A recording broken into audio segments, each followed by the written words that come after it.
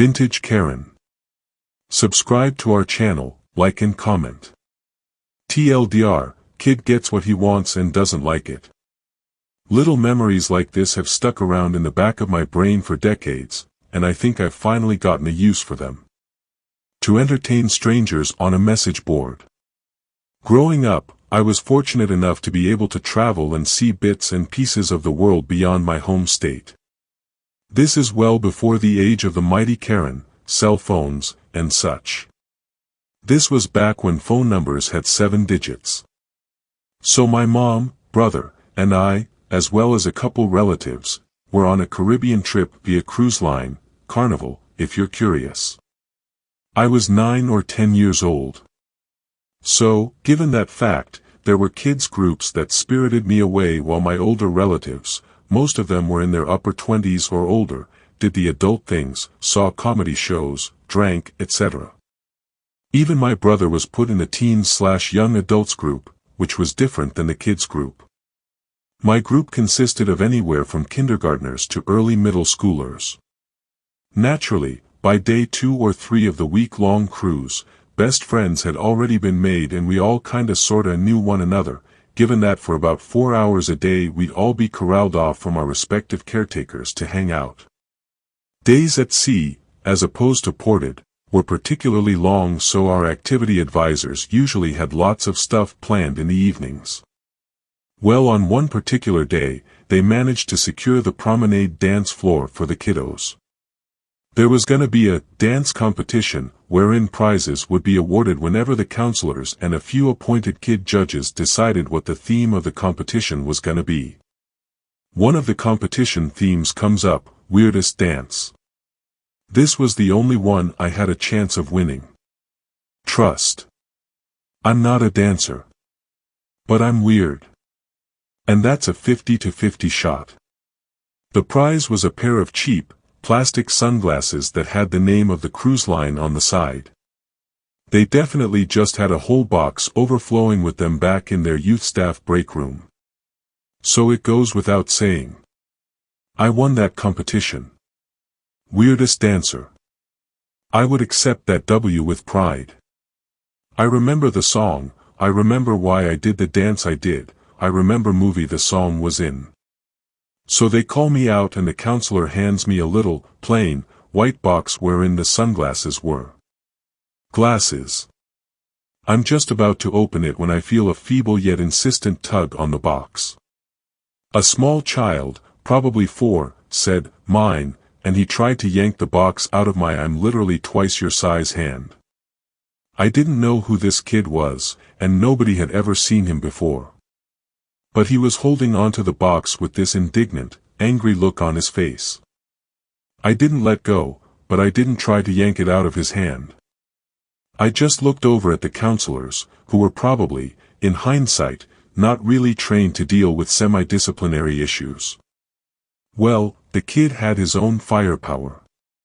We had never seen him before because his mother had never brought him to one of the kid meets. I say that because she had decided that with this being an at-sea day, this would be the day to do it. I might add that this was on the 5th or 6th day, late stage in the cruise's 7-day expedition. His mom had been supervising her child since the counselors didn't really know if it was a good idea to leave a young child alone with perfect strangers at this point. And so, in a style which would not come into vogue for another 20 years, a blonde, middle-aged, pixie-haired, rotund woman comes over to 9-year-old me and says, "My child won those. Hand them over." I say, "Is his name, my name?" She responds with, "They just called out, not my name." The counselor comes over and says, "No, we did call it for me."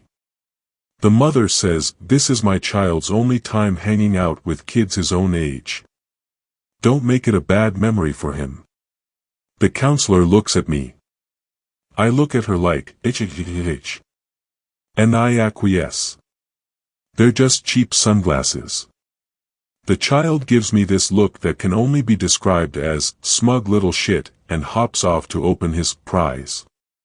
Well, not a minute later, the counselor slips me another box while the kid is off with his mom opening his sunglasses box. I got some stupid, gaudy, blue shades that I would cherish for years to come. You can never lose the cheap pair. You only ever lose expensive sunglasses. The music started again and the dance party resumed. I wore my sunglasses proudly even though the place was decorated like a neon nightclub. Well, we heard whining, loud bruising, coffee cries. That kind of crying where there are no words, only hoarse groans of a child, scorned. The kid was clutching a pair of sunglasses which he seemed none too excited about.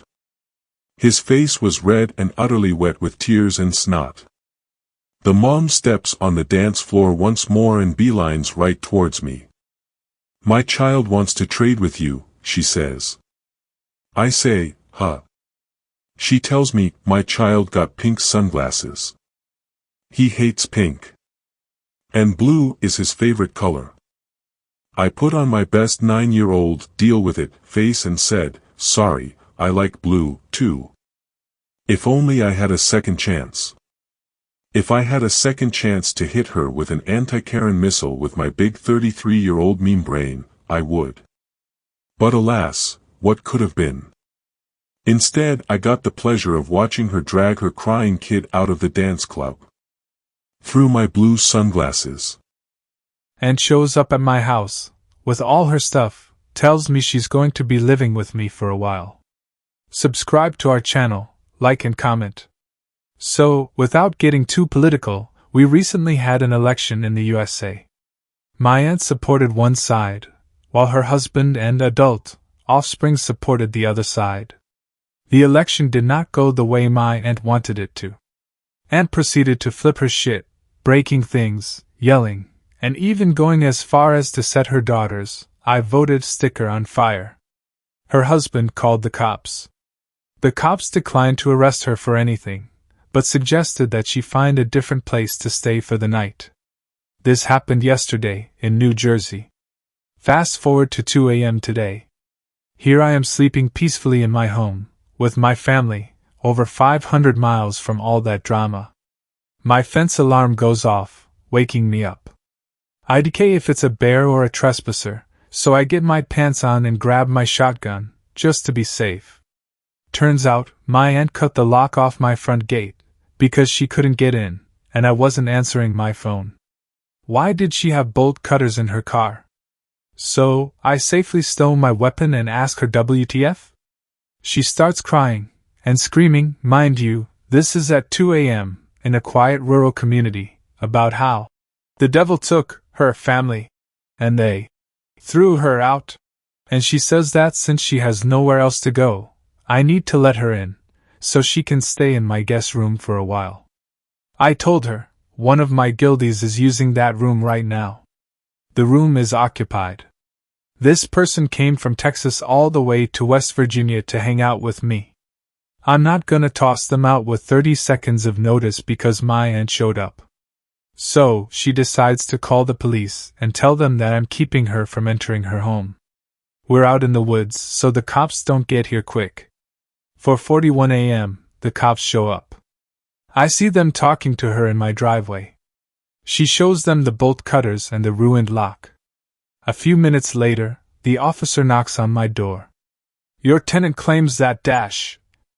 I immediately cut him off, and tell him that I do not have a tenant. I own and occupy this structure. I offer to show him the deed. Well, this woman claims dash. I cut him off again. What's the address on her ID say? At this point, the cop is pissed at me. I can tell. So I try to de-escalate the situation. Look man, she doesn't live here. She has never lived here. That's my aunt. She lives in New Jersey. Please check her ID card. Cop calms down a bit, and lets me know that he will talk to her, and then come back. 10 minutes later, the cops come back to my door. 3 of them this time, not just the one from earlier. One of them had stripes and a rocker on his arm, so I could tell he was important. He asks me if there's any way Aunt can stay here for the night, because she's too drunk to drive, so he can't let her back on the road. This woman just drove from New Jersey to WV drunk. Thank God she didn't kill anyone. I told them that she cannot stay here, but that I'm sure there's room in the local jail. The cop asks me if she can just sleep in her car in my driveway and leave in the morning. I told him, absolutely not. When she wakes up in the morning, I would just have to call them to come get her off my property. So that would solve nothing. I asked them to remove her from my property. Long story short, her car got towed, and she is in the drunk tank, no charges pending, for the night. So much for sleeping tonight. My kids need to be up for school soon. Not your free babysitter, thanks for asking though. Subscribe to our channel, like and comment. So I have a distant friend. She is a friend of a friend of a friend type deal. She has 3 kids. I have 3 cats. Ha! Her kids are enrolled in a camp very close to my house. Pickup for the camp is at 4 p.m. The line for pickup for the kids is 3 p.m. Yeah, it can take a really long time to pick up kids at that camp. A big old line of cars form up every day to get the kiddies. It's a bit chaotic. Now here is the story. This friend of a friend has been using her lunch breaks to fetch the kiddies from camp. Sometimes the traffic is so bad she is late getting back to work. I'm not sure if she takes the kids with her to work or drops them off someplace, but the situation at work is getting dicey. Her boss is sick of her coming back late. Now I live very close to this camp. My house is on the pick up your kid parade route. These parents are on. Oh, there are some angry humans waiting to get into that school for those kids. Mark my words. Friend of a friend has come up with a brilliant idea, in her eyes anyway. She has asked me to go get the kids for her. All 3 of them. She would like me to take them back to my house, give them a snack or something and wait for her to pick them up. She thinks it will be much easier to fetch them from my house than the camp, since she has to drive into the camp and I can merely walk. I said no. I am not a babysitter, I'm not a nanny. I'm an artist, I have a job, I work from home but I have a job, I'm not watching 3 kids under the age of 10 for unknown hours and have to provide snacks for them as well. She said that she would pay me $20 to fetch the kids. I said, no. I already have $20, so I'm good. She does not find this funny, but I sure did. She tells me she is a single mom trying to do her best. It takes a village. I am so close to the camp, why can't I just do this favor for her? I say, because it's not a favor. It's a job. I already have a job, I work from home, I am an artist. Also, I don't know your kids. I barely know you. I'm not watching 3 stranger kids for anyone. That is just how that cookie crumbles. Well, she is unhappy. Very, very unhappy. Her next plan is set into motion, send in the mommy group. She gets my friend and few other friends to email and call me. Nothing like a good mommy wagon train to circle around with. Except, that doesn't work either.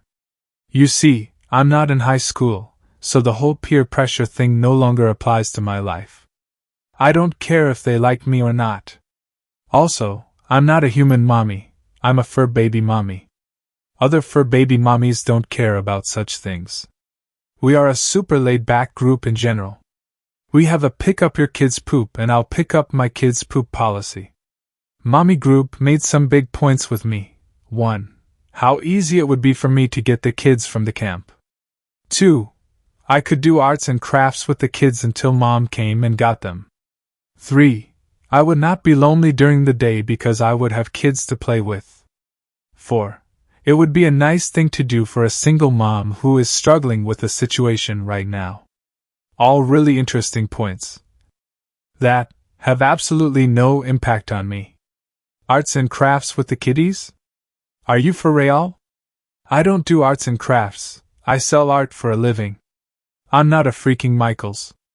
The kids can help, I don't want them to, and my studio some days are a full-on wreck. I don't even let the cats in there on those days. Plus, single mommy with 3 kids is driving a new BMW. Perhaps she should have gotten a more economic car and a professional nanny. I reminded them all that if it was so easy to do this one thing, then they too can get the kids from the camp.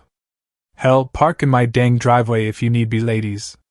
Then they can walk in and grab the kids. Take them home and do arts and crafts. Plus, friend of a friend will pay them $20 for their trouble. Not sure if that's for the week or per day, but who cares? It's like printing money at that point. All they have to do is provide the snacks and wait for her to claim the kids. Also truly funny reply, but still not getting a laugh from the mommy group. In fact, I only got stunned silence and I think cricket sounds. I'm just not hitting my target audience with this humor. Welp, it took a while for friend of a friend to see that I'm not willing to provide childcare for free, for the $20, or for the sake of the village. I also pointed out that my idea of juice boxes is a FranziA refreshing white carton. And my idea of a snack is waiting until dinner. All points she finds to be unhelpful and not practical. Sadly, friend of a friend mommy is still racing to get her kids from the camp.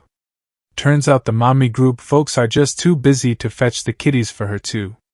Bummer, I know. I thought it would be so easy for them, since they had made such good points about picking them up. Life moves on, camp is still swinging, the parade of cars grows longer and slower every day. Then today this happened. I am inside my house sitting on my couch binging the good, the bad and the ugly of street food vendors on YouTube. I hurt my back, so I'm leaning on a heating pad.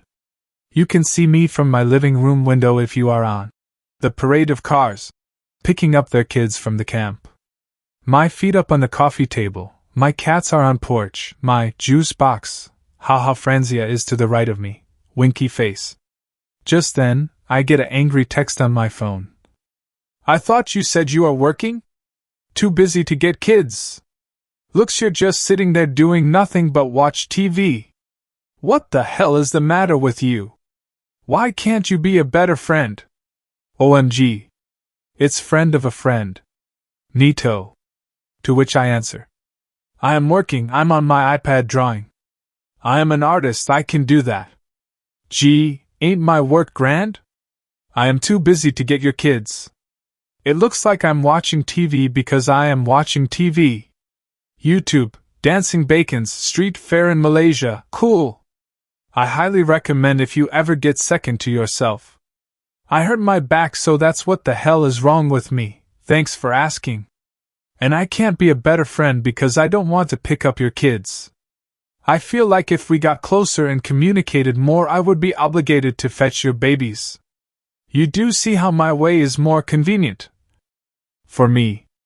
Her, those blasted dancing ... things on the text chat.